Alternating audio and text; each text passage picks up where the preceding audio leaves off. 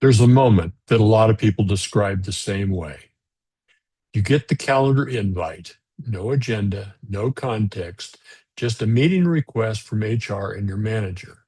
And in that moment, before the call even happens, you already know. Or maybe you didn't get the warning. Maybe you walked in the office on a Tuesday morning and walked out an hour later carrying a box and a folder with information about your Cobra options. Either way, the moment lands the same. The world gets quiet, your chest gets tight, and somewhere between the parking lot and your car, it hits you that the version of your life you woke up with this morning no longer exists.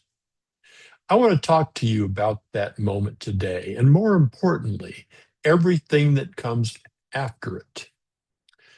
Because being laid off is one of the most disoriented professional experiences a person can go through, not just financially, not just logistically, but emotionally, psychologically, and in terms of how you see yourself and your place in the working world. This episode is for anyone who has lived through that moment, anyone living through it right now, and anyone who hasn't yet, because chances are at some point in your career, you will. Let's start where most people actually are when it happens, emotionally. The first thing I want to say is this: the emotions that come with a layoff are real, they are legitimate, and they are not a sign of weakness. What you feel in the days and weeks after losing a job is not an overreaction. It is a completely rational response to a significant loss. And that's exactly the right word for it: loss. We tend to frame layoffs in purely professional terms: a job, a salary, a title. But what actually gets taken is much broader than that. You lose your daily structure, your professional community, your sense of purpose and contribution, basically your identity. Because for most of us, what we do and who we are have become deeply connected over the years. When all of that disappears at once, grief is not an inappropriate response, it is an honest one. But here's what makes layoffs particularly hard to process emotionally: it is a loss that the world doesn't always validate the same way it validates other losses. If you lose a family member, people bring food to your house, they check in, they give you space to grieve. But if you lose a job, people ask, "So what's next?" They send you LinkedIn connections, they offer to make introductions. The assumption is that you should be moving, not grieving. That pressure to skip the grief and get straight to action is one of the most damaging things about how we collectively handle job loss, because you cannot skip it. You can only delay it. And delayed grief doesn't go away. It shows up later, sideways, in ways that are harder to recognize and harder to manage. So let's talk about what the emotional landscape of a layoff actually looks like. For most people, the first thing that hits is shock, even when they saw it coming, because there's a difference between knowing something might happen and experiencing the reality of it. Shock is the gap between those two things, and it can last anywhere from hours to days to weeks, depending on the person and the circumstances. After shock usually comes a version of anger. And this is where things get complicated, because the anger doesn't always get a clean target. Sometimes it's directed at the company, sometimes at the manager, sometimes at yourself, and often in ways that feel irrational but are extremely common. It's all three at once. Anger is uncomfortable because we're often told we're not supposed to feel it, that we should be professional, that the company made a business decision, that it's not personal. Here's what I want to say about that.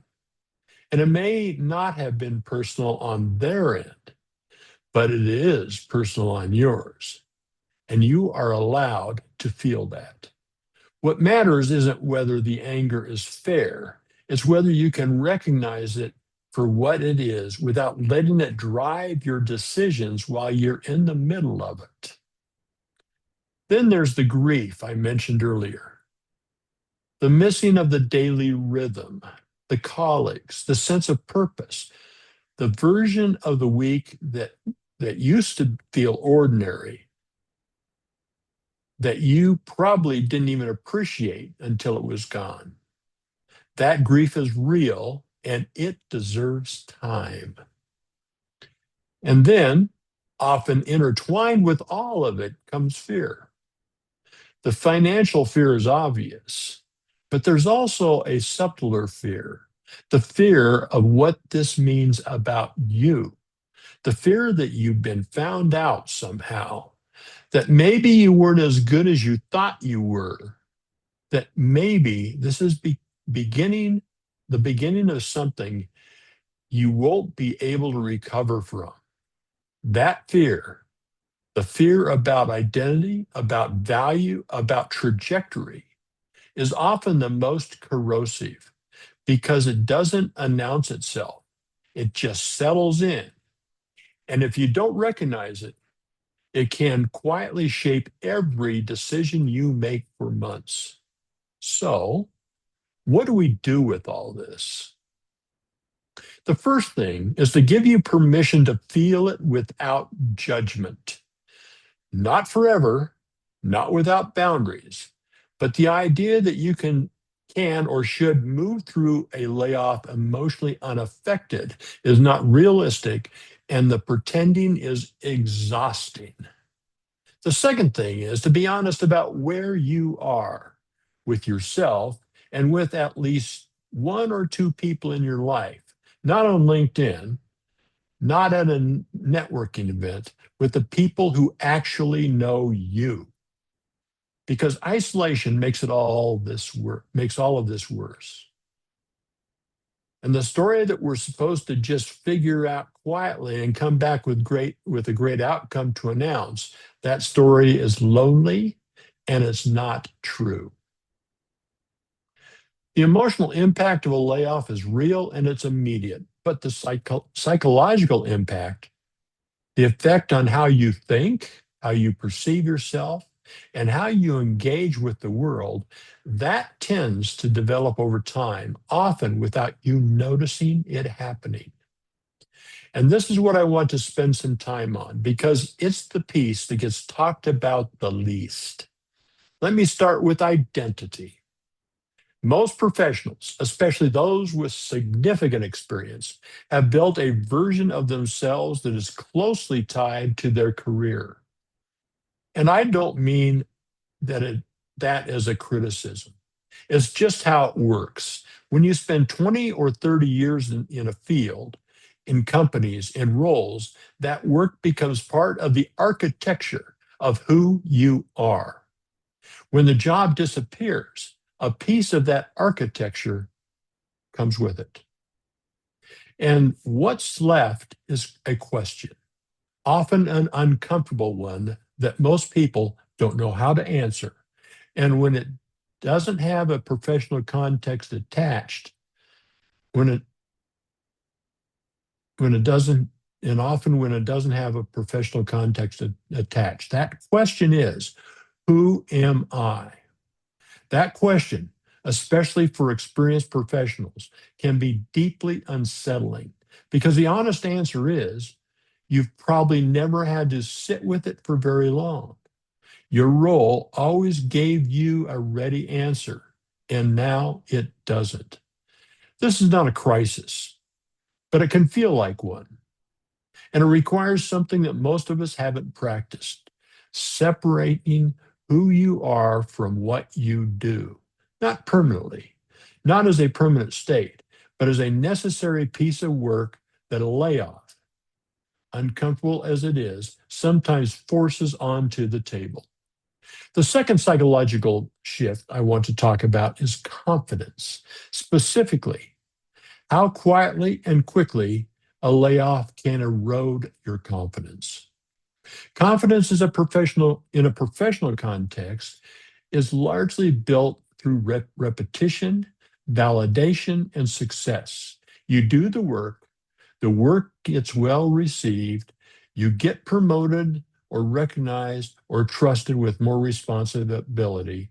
That cycle reinforces your belief in yourself. A layoff breaks the cycle. And in the absence of that ongoing reinforcement, the confidence can drain slowly, quietly, without you fully realizing it's happening. And here's what that looks like in practice: you hesitate before reaching out to someone, you second guess whether your experience is relevant. You overqualify yourself in conversations. You spend 6 hours rewriting a paragraph of your resume that probably didn't need to be rewritten. You start wondering if the version of you that was good at this was somehow a different version and whether that version still exists. That is confidence erosion. And it is extremely common in people who objectively are highly capable. The dangerous part is that eroded confidence gets mistaken for accurate self assessment. You start believing that the hesitation is wisdom, that the reluctance to put yourself forward is prudence, but often it's fear in a most respectable disguise. The third psychological effect I want to name is rumination, the tendency to replay the layoff or career or the relationship with the company on a loop, looking for the thing you could have done differently, the signal you missed, the conversation that went sideways, the decision that retrospect, the decision that that in retrospect looks like one that started the unraveling. Rumination is not the same as reflection. Reflection is purposeful and time bounded. You may ask a question, you ask a question, you look for an answer, you take something useful from it, and you move forward. Rumination is circular. It doesn't produce answers, it produces more questions and more discomfort. And it has a way of expanding to fill whatever space you give it. If you find yourself doing this, if you find yourself lying awake at 2 a.m. reconstructing events that have already happened and that you cannot change, that is a signal. Not a signal that you are broken, but a signal that you need a different kind of support than just time and effort. Which brings me to the thing that not enough people in this situation pursue: professional support.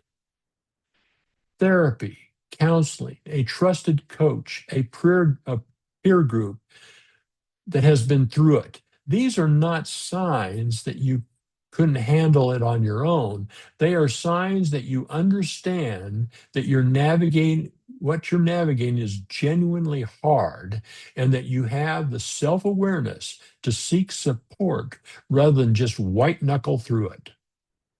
I've seen highly accomplished people, smart, experienced, credentialed people try to navigate a layoff purely through action.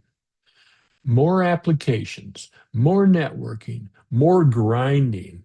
And what happens is they stay busy enough to avoid the psychological work.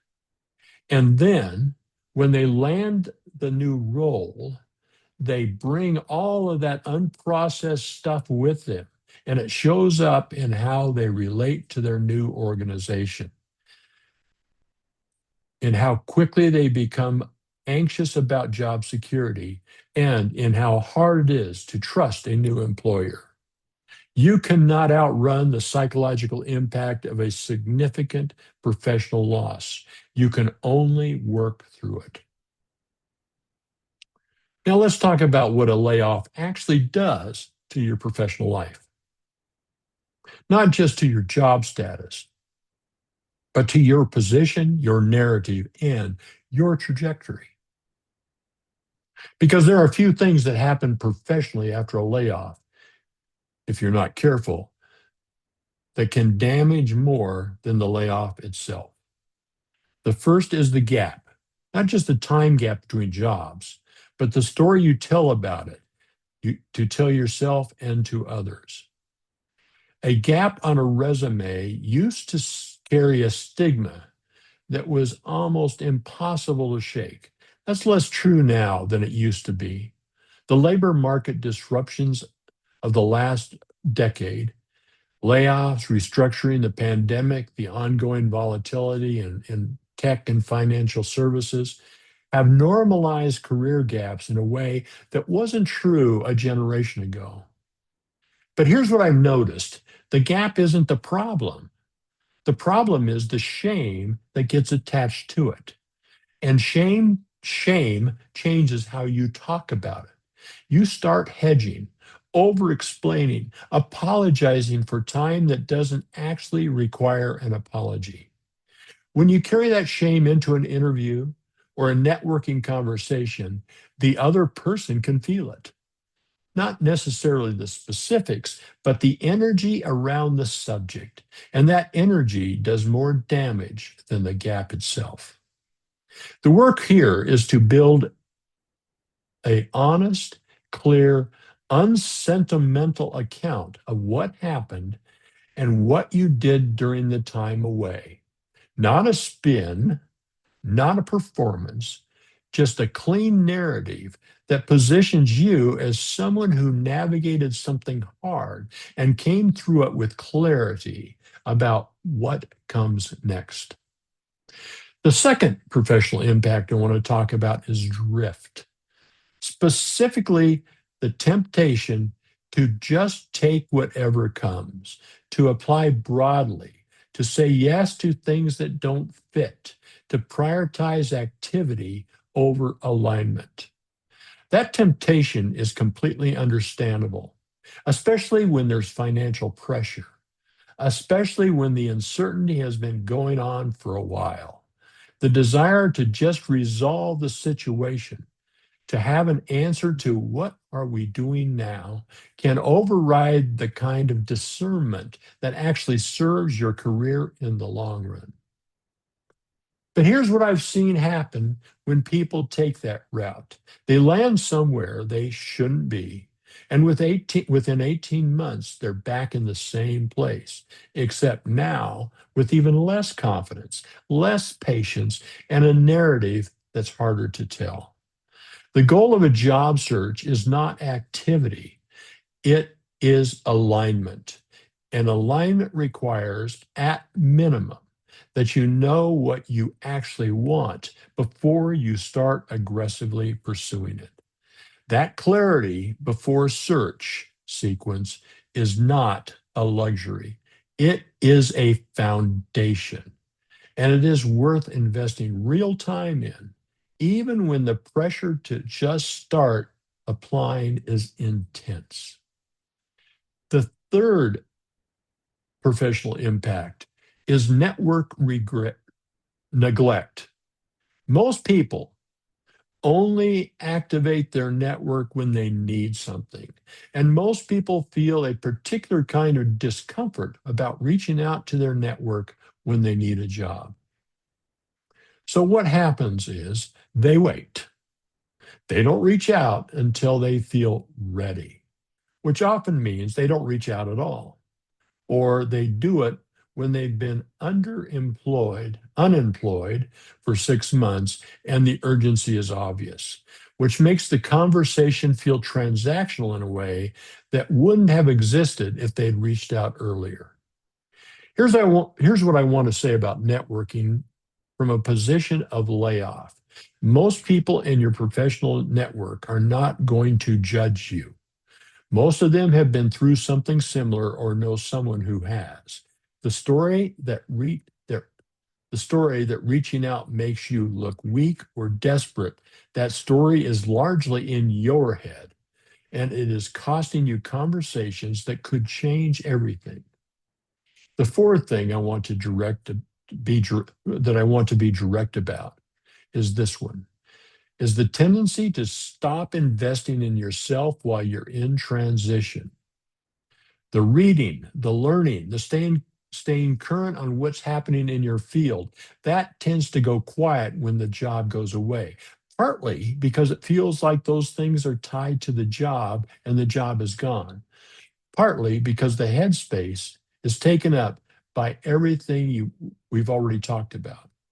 But the moment you stop investing in your own relevance is the moment you start losing ground, not dramatically, but incrementally. And in a market that moves as fast as this one, incremental loss of ground is not a minor thing.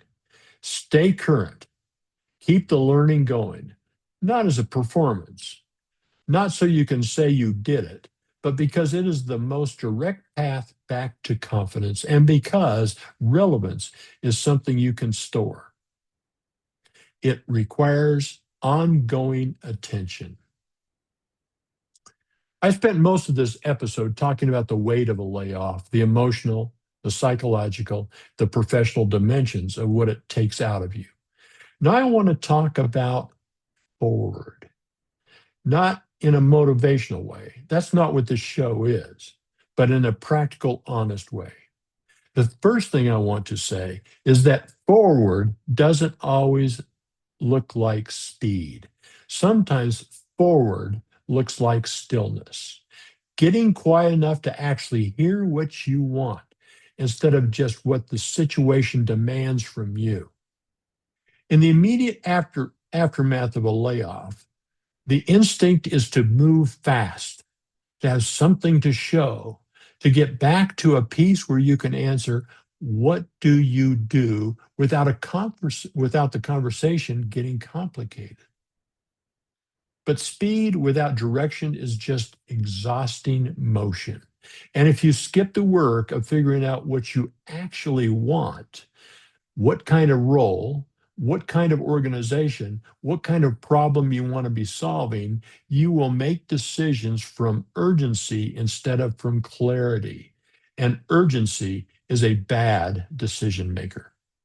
So, the first piece of forward is taking time, real time, not just a few days, to sit with the question of what you actually want next, not just what you're qualified for, what you want.